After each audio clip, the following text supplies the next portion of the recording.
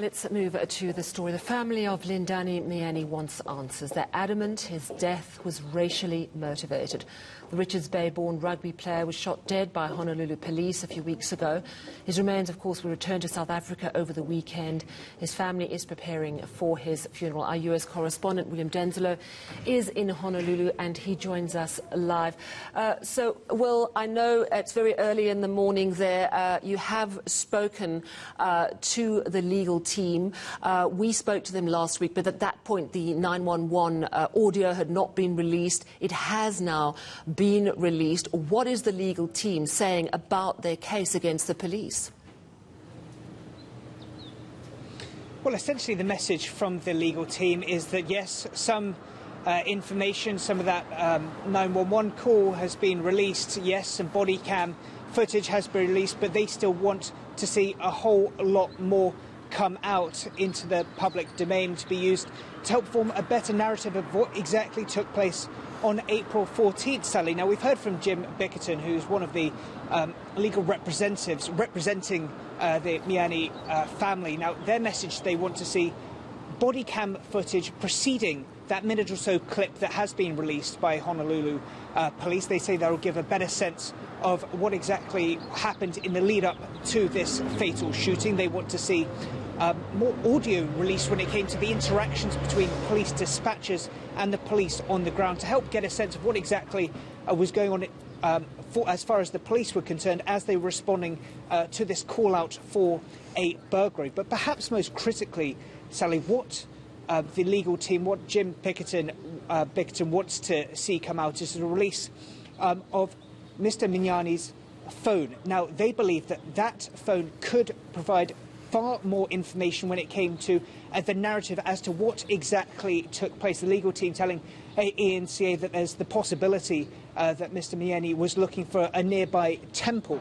And with that phone, using forensic insight to look into it, they could use that search history on the phone to help determine what exactly was taking place. Of course, that would, in the minds of the legal team, very much play into the narrative we've heard from Mr. Myeni's wife as to her dispelling those accusations that it was a burglary, considering the fact that he did things like take his shoes off. So that is certainly a key message that the legal team want to see, and they want to see the police move quicker in releasing this into the public domain.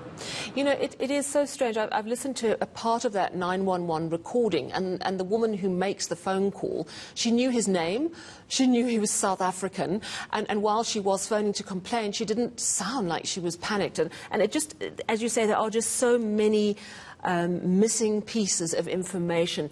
Have the police in Honolulu commented again since releasing this audio? Because we know that initially they've been pushing very strongly that this was a robbery, that he was violent. Have they said anything further? Well, so to that point of the neighbours, that is a key point that the legal team representing Lindani Myeni want to know more from. Their seeking depositions to hear from those that made that call to 911. Their message, according to Mr. Bickerton, is that they haven't been able to get a hold of those neighbours, those that made that call, to follow up on exactly their motivations, what was going through their minds. They say that is something that they're desperately seeking as well, to really help provide further clarity. And as far as the Honolulu Police Department are concerned, eNCA has reached out. They say they're not doing interviews with us at this time. They say that the investigation, their own internal investigation, is ongoing, and they have no further information from them at this stage, Sally. But they have spoken in several press conferences over recent weeks. We've heard from the Chief of Police here, Susan Ballard, who's come out and said that the suspect, Mr. Myeni, didn't respond to requests from officers to lay on the ground. Another police representative recently saying that the police didn't overreact, but certainly we're hearing a very strong counter-narrative from the legal team representing Mr. Myeni. Yeah, the legal team also telling us that the police have already admitted that they didn't identify themselves as the police which apparently by law they absolutely have to do. So there's still plenty more to come out on this. You know, I know, Will, obviously in South Africa, this is a massive story. It is really something that is deeply concerned South Africa. Simon Marks, your colleague, has previously said to me it's not massive news in America on the whole, but I'm wondering about in Hawaii, in Honolulu. Just looking at those images behind you, it looks like a wonderful, relaxed holiday kind of place, a tranquil, quiet, beautiful place. Is this sort of killing something that's sent shockwaves through Honolulu, or does this sort of thing happen more frequently than one would imagine? Well, Sally, unfortunately, from what we're hearing from some civil rights attorneys that we've spoken to since arriving, is that this isn't an incident in isolation.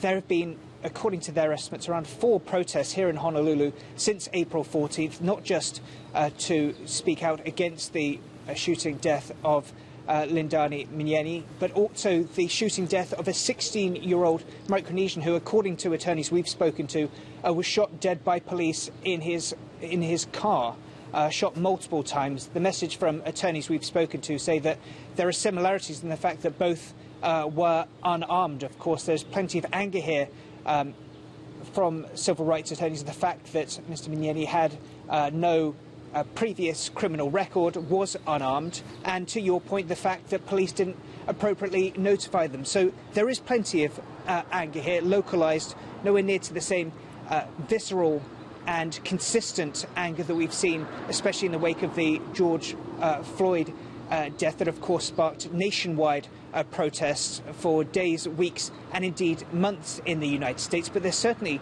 a feeling of anger, and people want questions as to why police didn't come out and more loudly identify themselves. So plenty of questions that people here do very much want answers to. Of course, the message from police is that while they might not have identified themselves, they were still arriving in police cars like the one you can see behind me. So the message from police is that they were certainly identifiable. All right. Well, thank you so much for that update. We really appreciate it. Coming to us live from Honolulu in Hawaii, that was our correspondent, William Denzler.